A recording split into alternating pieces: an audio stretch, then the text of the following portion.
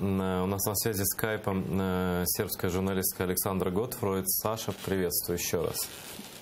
Еще раз здрасте, Айдер. Что происходит, я так понял, с скайпом не получилось, да? Отлично. Теперь слышно, Саш? Да, сейчас слышно.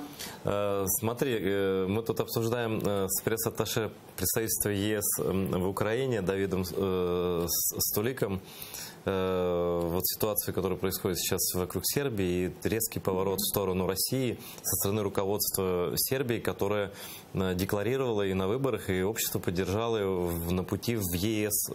Сейчас же президент Сербии в Москве говорит на чистом русском языке, наклонившись к Владимиру Путину, уверяет его в нейтралитете военном и просит политической помощи.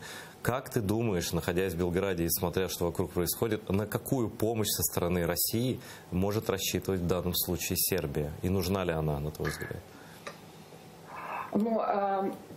Сербия рассчитывает на данный момент на помощь России, которую она получала и раньше. То есть я не вижу, что тут чего-то особенного собрался спросить Вучич. Хотя он там сказал, что типа, президент России Путин позитивно ответил на все его просьбы. Но какие он просьбы там, что там просил, он на самом деле не сказал. То там прозвучало слово даже конкретно, но ничего конкретного мы на этот раз, естественно, снова не услышали. То есть это пока идет речь о политической поддержке, то есть, которую они каждый раз упоминают в своих встречах, то, чтобы Россия блокировала в международных организациях все, что касается Косово, то есть чтобы вот такая поддержка. В Сербии прозвучало из уст журналиста, естественно, вопрос по поводу типа военной поддержки, даже какое-то сравнение с Сирией прозвучало. Но это, на мой взгляд, на самом деле такой просьбы, естественно, не будет. Относительно резкого поворота в сторону России, я бы так не сказала, потому что мне кажется, что до сих пор идет игра, то есть сидение на двух стульях. И в ближайшее время, естественно, эта игра закончится. То есть тут будет вопрос, надо поворачиваться. Все заявления Вучича, президента Сербии, по поводу Косово, они немножко черват, если можно так сказать, созданием облака, который должен как бы перекрыть и подготовить на самом деле население к решению косовской проблемы. Может быть, наконец-то сказать, вот я все попробовал, но мне не дали. Мне так кажется. Ну, то есть вероятность того, что вдруг внезапно появятся миротворческие силы российские в количестве хотя бы там 100 человек где-нибудь вот в тех районах, о которых русский посол в Белграде говорил, где-то вот, ну, понимаешь, в каких районах идет речь, северные районы Косово, не может ли так случиться, что, ну, завтра, условно, завтра там не покажется какой-нибудь миротворческий батальон или там какое-то подразделение российской армии? Мне кажется, что это не очень вероятно в ближайшем будущем, если не случится что-то очень резкое, естественно, странного. Это означало бы абсолютный поворот к России.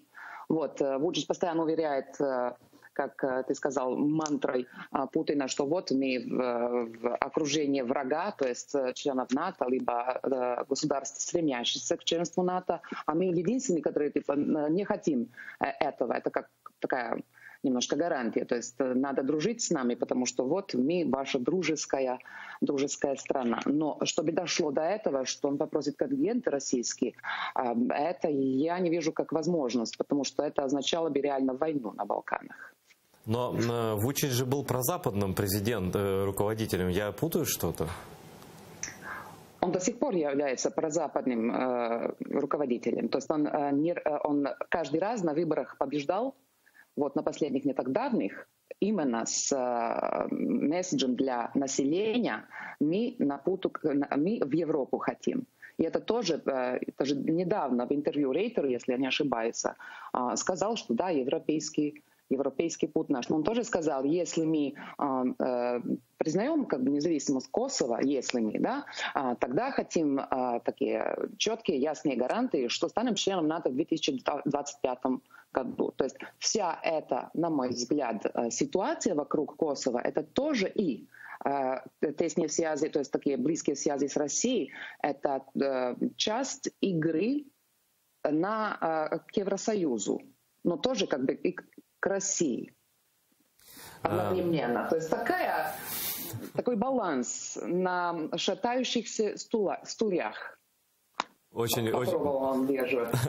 интересно ты сказала. Да, я думаю, что, наверное, из страны это можно тоже увидеть, как сербские руководители нередко, не только Вучич, использовали игры с Москвой для того, чтобы какие-то ускорять европейские процессы. Может быть, это так и есть на самом деле. Но скажи, пожалуйста, вот у меня последний вопрос. Насколько чувствуется российская заинтересованность и российское влияние на политическую жизнь Сербии и на сербские медиа? Потому что мы видим, что они сейчас сделали в Македонии, и как они противодействовали вот этому примирению Греции с Македонией для вступления Македонии будущего в ЕС и НАТО. Может быть, ты что-то знаешь такое про македонские вот эти события, чего мы тут не видим, какой-то нюанс? Ну, относительно македонских событий я не могу говорить, но относительно Сербии точно да. То есть уже несколько лет это период пара лет перед Майданом, как мы наблюдаем, растущее количество российских в смысле сербских СМИ, публикаций по интернету, даже и есть газеты, которые не то что это пророссийские, есть эти, которые публикуют российский взгляд на происходящее, российскую версию событий, четко и понятно, даже позволяют себя намного больше, чем, скажем, российские агентства в России. Вот. И это влияние, оно четко поднимает и так прорусское настроение большой части населения, которое всегда здесь было. Здесь просто отличная почва для российское влияние. Ну, это через веков так было. И это сейчас чувствуется уже несколько лет, что Путин самый популярный лидер в мире, в Сербии, например. Там есть публикации в таблоидах, даже если наше руководство передаст Косово, то Путин придет и спасет Косово, вопреки нам.